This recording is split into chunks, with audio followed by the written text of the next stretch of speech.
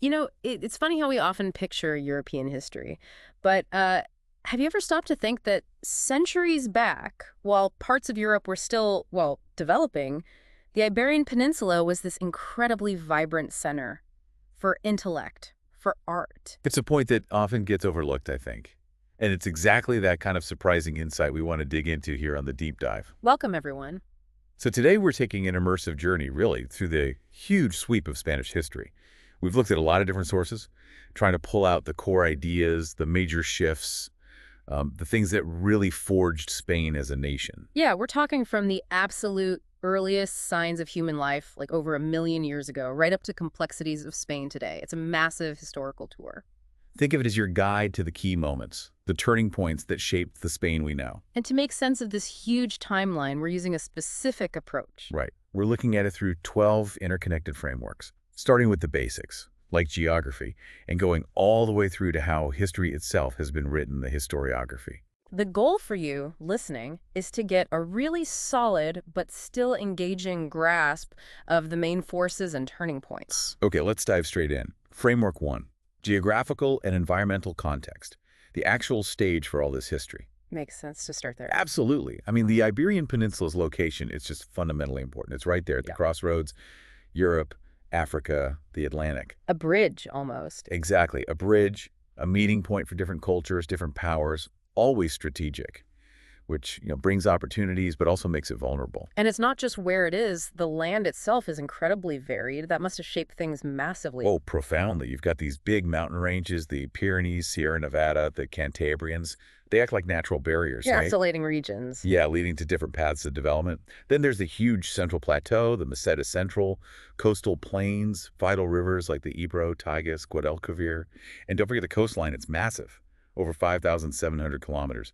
Crucial for anything maritime. All that variety must mean different climates, too. Definitely. Huge variations. You got the Mediterranean climate in the south and east, perfect for olives, grapes, citrus.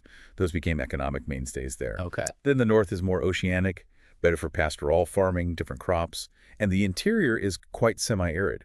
These climate zones fundamentally dictated what you could grow, how economies developed, even where people settled. And Spain had natural resources, too, minerals and things. Yes, quite rich in resources. Minerals like coal, iron ore, silver, copper, mercury. These were big economic drivers throughout history. They attracted attention, sometimes conflict. But exploiting resources often comes with a downside. Always. And you see that pattern in Spain. Deforestation, soil erosion, water scarcity. These are recurring historical themes. And today, of course, those are amplified by modern issues like desertification and climate change. It's a constant balancing act. So how did all this geography and environment actually, shape the human story? Well, the varied landscape and climates really help foster those distinct regional identities we still see today. Mountains could cut communities off, letting unique cultures, even languages develop. Like the Basques, maybe. That's a classic example. And whether a region had valuable resources or not determined its economy, which in turn influenced political power. It definitely contributed to that political fragmentation you see early on. Understanding the geography is really key to understanding Spain's complex identity. It really sets the scene. Okay, let's move into the deep past. Framework 2. Prehistoric and indigenous foundations. Right, we're talking human presence going back over 1 million years. The finds at Atapuerca are just incredible Homo antecessor. Astonishing. And then later, in the Upper Paleolithic, you get that stunning cave art at Altamira, around 36,000 BCE. It gives us such a powerful glimpse into their minds, their world. And then things shift with farming, the Neolithic and Bronze Ages. Exactly. You start seeing agricultural communities, more complex societies developing. It's a fundamental change in how people live. And interestingly, the evidence, genetic evidence too, points to a big population shift around 4,500 years ago. Seems like a time of major change and migration. And out of these early groups, specific peoples start to emerge. Yes, by the Iron Age, we can really distinguish different groups. You had the Iberians, mostly in the south and east. They were skilled metal workers, traded widely across the Mediterranean, built up urban societies. They even have their own script. Impressive. Then up in the north and west, you find the Celts. They brought iron tools, were more focused on pastoralism, and lived in those fortified hilltop settlements, the Castros. And you mentioned Celtiberians and the Tartessians. Right. The Celtiberians were in the central areas, kind of a mix of Celtic and Iberian cultures, sometimes forming alliances. The Tartessians down in the southwest seem to have been particularly advanced based on the archaeology. They traded a lot, especially with the Phoenicians. And the Basques, again, distinct even then. Very distinct. Settled up in the Pyrenees, kept their unique language, unique social structures based on communal governance, really set them apart. So it sounds like a real patchwork of different groups. How were they organized? Mostly tribal structures. Leadership often fell to chieftains or councils based on family ties, kinship. What they didn't have was any kind of central government pulling them all together. And their economies. Primarily farming, but with growing skill in metallurgy. And they were developing trade networks both within the peninsula and connecting out to the Mediterranean, trading goods, but also ideas. And those trade links opened the door for outsiders. Absolutely. Crucially, the Phoenicians were early arrivals around 1100 BC. They set up trading posts like Gadir, modern Cadiz, mainly looking for tin and silver. Resources again. Always. Then the Greeks established colonies too, mostly on the East Coast. And then a major player arrives, Carthage.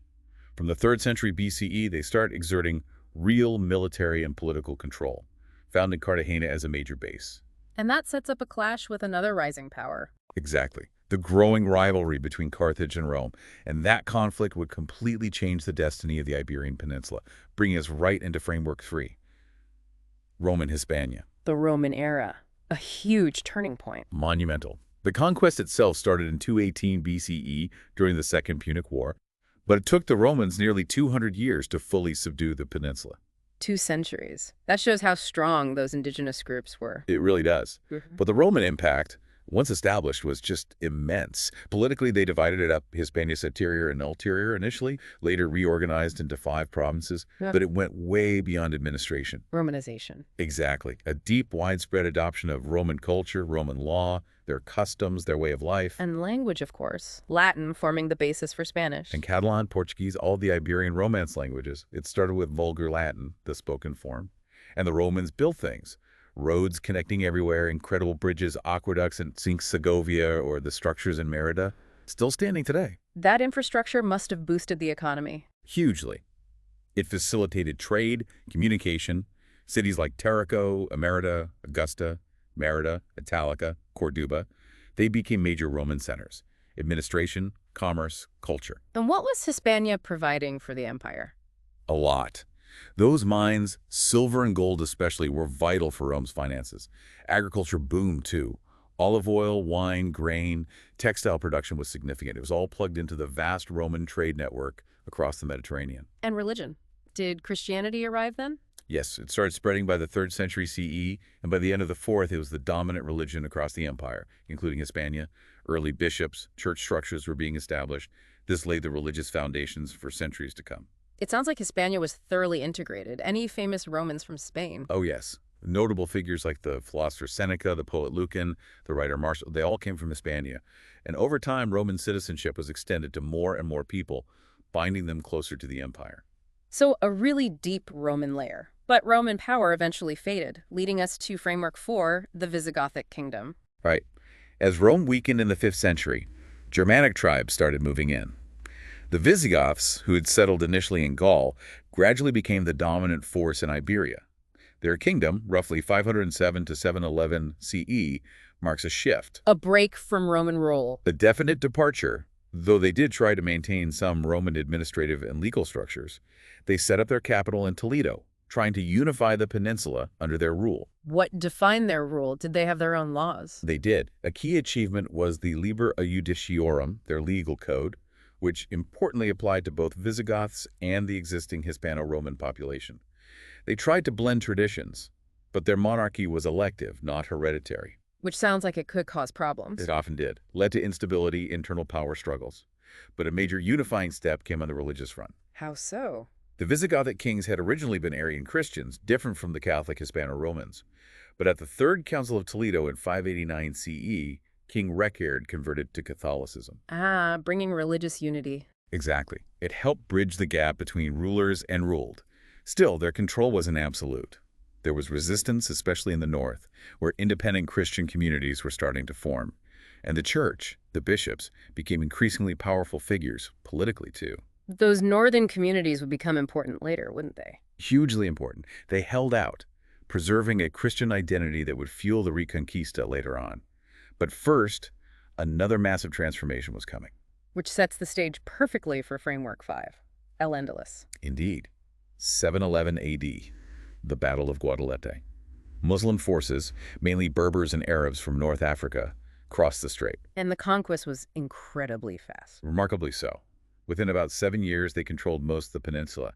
This wasn't just a conquest, it was the beginning of Al-Andalus, a unique Islamic civilization in Europe, blending Arab, Berber, and local Hispanic elements. And politically, Al-Andalus changed over time. Oh yes, several distinct phases. Initially, it was a province linked to the Umayyad Caliphate in Damascus.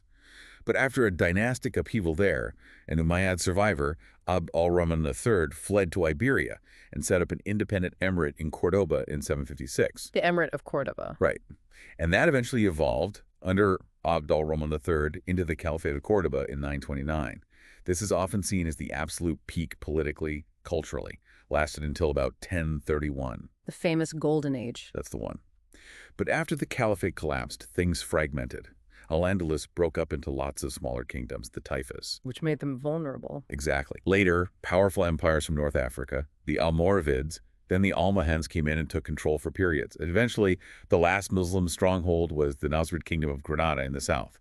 So a very dynamic political story. And the cultural and economic side is legendary. Absolutely. Huge advances in agriculture, new irrigation techniques, new crops like citrus, rice, sugarcane. It transformed the land, trade boomed. Cities like Córdoba, Seville, Granada became massive cosmopolitan centers. What were they trading? Textiles, ceramics, metalwork, agricultural goods. They had sophisticated coinage, financial systems. Yeah. And culturally, well, it was extraordinary. Major contributions in science, medicine, mathematics, philosophy. In architecture, the Mezquita, the Alhambra. Iconic examples. The Mezquita in Córdoba started then, the Alhambra built later during the Nasrid period. It was a period of intense intellectual and artistic activity. And there was this interaction between Muslims, Christians, and Jews, the concept of convivencia. Though the reality of that is debated, right? Highly debated. It wasn't always peaceful coexistence, but there was definitely significant cultural exchange. Al-Andalus was also vital in preserving classical Greek knowledge and transmitting it, along with Islamic science, back into Europe. A crucial bridge for knowledge. But while Al-Andalus flourished, something else was happening in the north. The Reconquista. Those small Christian kingdoms that held out in the north, Asturias, Leon, Castile, Aragon, Navarre, they began a slow, centuries-long push southwards. Starting very early on. Often dated symbolically from the Battle of Covadonga, maybe 718 or 722. It wasn't constant warfare. There were periods of truce, alliances, complexity. But key milestones marked the advance. Taking Toledo in 1085 was huge. Then Seville in 1248. And figures like El Cid emerged from this era. Exactly. Complex figures operating in that frontier environment. The whole process culminated centuries later in 1492 with the fall of Granada, the last Muslim kingdom. 1492, a pivotal year bringing us to Framework 6, the Spanish Empire under the Habsburgs. A massive shift. The unification of Castile and Aragon through Ferdinand and Isabella's marriage laid the foundation. Their joint rule from 1479 really marks the start of modern Spain in many ways. And 1492 wasn't just Granada. No, it was huge. Granada falls, ending the Reconquista, Columbus sails, launching the overseas empire, and tragically, the expulsion of Spain's Jewish population. The Inquisition had also been established earlier in 1478, a very intense period of consolidation and projection of power. And then their heirs inherited even more. Immense territories. Their grandson, Charles VI of Spain, also Holy Roman Emperor Charles V, ruled domains across Europe and the Americas. Spain was the core of his power. He governed through a system of councils. Council of the Indies, Council of State, and so on. Complex administration. Had to be. His son, Philip II, inherited most of it, except the Holy Roman Empire title. He centralized things further, made Madrid the permanent capital 1561. His reign is often seen as Spain's peak power. Defender of Catholicism. Staunchly so. He saw Castile as the bedrock of his empire. Built the Escorial Palace complex, part monastery, part palace, symbolizing his power and piety. And he even briefly united the crowns of Spain and Portugal in 1580. The Iberian Union. And meanwhile, the empire kept expanding overseas. Massively. Across the Americas, the Philippines, parts of Italy, the Netherlands, bits of Africa. The Treaty of Tordesillas with Portugal tried to divide up the non-European world. Seville became the gateway to the Americas, controlling trade. All that colonial wealth must have had a huge impact back home. Huge, but double-edged. Silver, especially from Potosi in Bolivia and Zacatecas in Mexico, flooded into Europe. It fueled the Spanish state, but also caused rampant inflation on the price revolution. So not entirely beneficial. No. Spain became overly reliant on this silver, neglecting domestic industry. They spent massively on wars, ran up huge debts, even declared bankruptcy several times. And the tax system was inefficient, hitting peasants hardest. And the wars were constant. Pretty much. Charles V fought France, fought Protestants in Germany. Philip II fought the Ottomans, the famous victory at Lepanto in 1571. But he also faced the incredibly costly revolt of the Netherlands as the 80 Years' War. And the Armada against England. This disastrous Spanish Armada in 1588, a massive blow to Spanish prestige and naval power, often seen as the beginning of a slow decline. Spain also got heavily involved in the 30 Years' War later. Constant, draining conflicts. Yet, culturally, this was the Siglo de Oro, the Golden Age. Paradoxically, yes. Amidst all the political and economic stress, Spanish arts and literature absolutely flourished. Painters like El Greco, Velázquez, writers like Cervantes' Don Quixote, Lope de Vega, incredible creativity, new architectural styles too, Plateresque, the grandeur of El Escorial. Bullfighting also really developed as a spectacle then. A real contrast. Power and problems, culture blooming. So, the Habsburgs decline, leading to Framework 7, Bourbon Spain. Right. The last Habsburg king died without an heir, triggering the War of the Spanish Succession at the start of the 18th century, 1701-1714. The French Bourbon dynasty won, putting Philip V on the throne. But the peace treaty, Utrecht, cost Spain its remaining territories in Italy and the Netherlands. And the Bourbons brought changes within Spain. Again, Centralization. big time. Philip V introduced the Nueva Planta decrees. Yeah. These basically abolished most of the old regional laws and institutions, especially in Aragon, Valencia, and Catalonia, the territories that had opposed him in the war. Imposing Castilian systems everywhere. Pretty much. Castilian law, administration, language became standard. It created a much more centralized state, but also caused deep resentment in those regions, sowing seeds for future conflicts over regional identity. Castile really became the dominant heartland. But weren't there also Enlightenment reforms under the Bourbons? Yes, especially under Charles III, later in the century, 1759-1788. He was a proponent of enlightened absolutism, tried to modernize the army, taxes, promote trade and industry, royal factories, things like that, built roads, tried to make administration more efficient. The illustration. Exactly. Education reforms, too, though controversial, like expelling the Jesuits in 1767. Artistically, Rococo and neoclassicism became fashionable. Think of Goya starting his career. They also liberalized trade with the Americas, somewhat with the Free Trade Decree of 1778. Did these reforms halt the decline? Spain still seemed involved in costly wars? They had some effect, but Spain's international standing remained tricky. They lost territory in the 7 Years' War, but did gain back Florida and Minorca by siding against Britain in the American War of Independence. By the end of the century, though, under Charles IV, reforms slowed, and Spain got pulled into the chaos of the French Revolution and Napoleon. Which sets up a really turbulent period. Framework 8, turmoil, empire loss, political struggle, 1808-1898. An incredibly difficult century for Spain.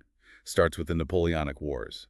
Spain, initially allied with France, gets invaded by Napoleon in 1808. This sparks the Peninsular War, brutal guerrilla warfare, famously depicted by Goya. And this chaos weakened Spain's grip on its colonies. Absolutely. It devastated Spain itself and directly inspired the independence movements across Latin America. Figures like Simon Bolivar seized the moment. Spain lost almost its entire American empire over the next few decades. And back in Spain, politics were just chaos. Constant struggle. You had the brief flowering of liberalism with the 1812 Constitution of Cadiz, quickly overturned by Ferdinand VII, restoring absolutism. Then came the Carlist Wars. Bitter civil wars over succession and ideology, pitting conservatives and regional traditionalists against liberals. Military coups, pronunciamientos. Exactly. The military constantly intervened to change governments. Power swung back and forth between liberals and conservatives. There was a brief attempt at a republic in 1873-74, but then the Bourbons were restored again with Alfonso XII. Utter instability. And economically, Spain was falling behind. Largely, yes. Industrialization was very slow, very localized, mostly Basque Country, Catalonia. Railway building started mid-century but lagged behind other parts of Europe. There was also growing anti-clericalism, leading to things like the state confiscating church lands, the demortization. And the century ends with another major blow. The Spanish-American War in 1898. A swift, humiliating defeat by the U.S. Spain lost Cuba, Puerto Rico, the Philippines, the very last remnants of its old empire. It was a massive national trauma, the disaster of '98. From imperial decline to internal fracture, Framework 9 brings us into the 20th century. Civil War and Franco. The instability just continued. Political divisions deepened, leading eventually to the fall of the monarchy and the declaration of the Second Republic in 1931. A period of reform. Yes, attempts at major social and political reforms, secularization, land reform, regional autonomy, but it polarized society incredibly deeply. Left versus right, secular versus Catholic, centralist versus regionalist, tensions just kept rising. Manuel Azaña was a key figure, president during much of this. Culminating in the Civil War. Tragically, yes. 1936 to 1939. A military uprising led by generals including Franco against the elected Republican government. It became a brutal proxy war for wider European conflicts. International involvement. Significant. Yeah. Franco's nationalists got crucial support from Nazi Germany and Fascist Italy. The Republic got aid from the Soviet Union and Mexico, plus the famous international brigades, volunteers from all over the world. It was incredibly bloody. Sieges like Madrid, atrocities on both sides. And Franco won. Franco's nationalists won in 1939, leading directly into his long dictatorship, which lasted until his death in 1975. What defined the Franco years? Intense political repression, highly centralized power, suppression of any dissent, and especially harsh suppression of regional identities and languages, particularly Catalan and Basque. He promoted a very conservative, Catholic, Spanish nationalism. What about the economy? The early years were very tough autarky, trying to be self-sufficient, plus international isolation after WWII. But from the late 1950s, 1960s, there was an economic boom, the Spanish miracle, fueled by foreign investment, tourism, and remittances from Spaniards working abroad. Spain modernized rapidly in some ways. But politically, still repressive. Oh, yes. No democracy, no free press, no real political freedom. Spain also dismantled the last bits of its African colonial empire during this time. Franco's death in November 1975 was the catalyst for change. Which brings us to Framework 10, the transition to democracy and modern Spain. A remarkably successful transition, generally considered. Franco had designated Prince Juan Carlos as his successor, hoping he'd continue the regime. But the king, Juan Carlos I, actually steered the country towards democracy. Working with politicians from across the spectrum. Exactly. Figures like Adolfo Suarez, who became the first democratically elected prime minister. They drafted a new constitution, approved in 1978, establishing a parliamentary monarchy, guaranteeing rights, and crucially, setting up a system of autonomous communities. Granting self-government to the regions. Yes, recognizing Spain's regional diversity, Catalonia, Basque Country, Galicia, Andalusia, and others. It was a way to address those long-standing tensions within a unified state. Spain also rejoined Europe, joining the EEC, now the EU, in 1986, a huge step. So what does modern Spain look like since the transition? It's a constitutional monarchy, now under King Felipe VI, since his father abdicated in 2014. It operates as a decentralized state with those 17 autonomous communities. EU membership brought massive investment, infrastructure improvements, modernization. Tourism became huge. But not without challenges. Definitely not. The 2008 financial crisis hit Spain incredibly hard. Youth unemployment has been a persistent problem. And the regional question hasn't gone away. The Catalan independence movement being the most prominent example. Other issues. Economic recovery, integrating immigrants, an aging population, gender equality issues, environmental worries like water scarcity, and the shadow of terrorism, particularly from Basque separatist CTA in the past, though that has thankfully subsided. But Spain is a major player in the EU, has strong ties to Latin America, and a vibrant, modern culture. Let's look deeper at the people. Framework 11, social structures and demographic patterns. Historically, it was very hierarchical, wasn't it? Nobility and the church holding enormous power. The Reconquista and the empire building reinforced class distinctions and introduced racial ones too, especially in the colonies. And industrialization changed things. Yes, where it happened. It created urban working classes, drew people away from the countryside. Yep. The 20th century saw big shifts, population growth slowed, more people moved to cities, more women started working outside the home. What are the big demographic trends now? Like much of Europe, Spain has very low birth rates and an aging population. That puts pressure on social services. Immigration has become really significant, especially from Latin America, North Africa, Eastern Europe. It's made society much more diverse, but also brings challenges of integration. And those regional identities remain strong. Absolutely. Castilian, Catalan, Basque, Galician, Andalusian. people often identify strongly with their region. That tension between the central state and regional autonomy is a constant feature of Spanish politics and society. What about family structures, gender roles? Big changes there, too. The traditional patriarchal model has largely given way to smaller families, more equality between partners, though challenges remain. Women have made huge strides in education and employment, but gender inequality persists in areas like pay and representation. Ethnically, it's a real mix, reflecting all those layers of history: Iberian, Roman, Visigoth, Moorish influences, plus recent immigration. Okay, finally, let's talk about how we know all this. Framework 12. Historiography. How has the story of Spain been told? The story of the storytellers. It's changed hugely over time. Medieval chronicles were mostly about kings and battles. The Renaissance brought a more humanist approach, early attempts at national history. Enlightenment thinkers were more critical. Yes, applying reason. The 19th century is very politicized history, used by liberals and conservatives to back their arguments. Romantic nationalism played a big role. Professional history started to emerge, too. And then the Franco era must have had a massive impact on history writing. Huge and negative. History was heavily censored, manipulated to fit the regime's narratives, glorifying the empire, Catholic unity, condemning liberalism, regionalism. The idea that two Spains, good traditional Spain versus bad, foreign influence Spain, was pushed hard. Yeah. Many historians went into exile. So after Franco, a big opening up. A complete explosion of historical research, Yeah. much more critical, diverse, pluralistic. People started researching the Francoist repression itself, social history, the experiences of ordinary people, women, minorities. Regional histories boomed. New approaches came in feminist history, post-colonial studies. What are the big debates among historians of Spain today? Oh, plenty. The nature of the Reconquista, was it religious crusade or political expansion? How real was convivencia? The causes of Spain's decline, was there even a decline? The causes and legacies of the Civil War and Francoism, that's still very much alive. National identity, the impact of empire, the black legend of Spanish cruelty. Lots to argue about. What kinds of sources do historians use? Everything. Archaeology, old chronicles, masses of documents from archives, royal decrees, church records, Inquisition files, literature, art, architecture. More recently, oral history, statistics applying methods from sociology or anthropology. Digital tools are becoming important too. Are there still gaps, things we don't know enough about? Always. Women's history is still developing, getting non-elite perspectives, the experiences of groups like the Roma or Jewish life after the expulsion. Environmental history is growing, understanding the full impact of colonialism both on Spain and the colonies. Access to archives is improving, and interdisciplinary work keeps shedding new light. Wow. That's an incredible sweep through 12 different lenses. After all that, what are the main threads, the big takeaways for you?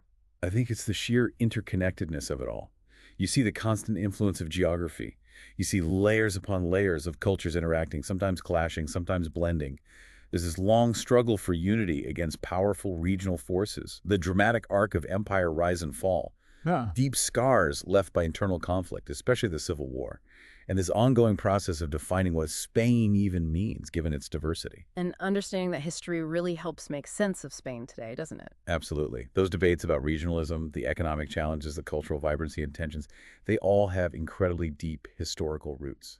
You can't really grasp modern Spain without understanding where it came from, the journey it's taken. So, a final thought for you, our listener, to take away from this deep dive. Spain's history is unique, this bridge between continents, this crucible of cultures.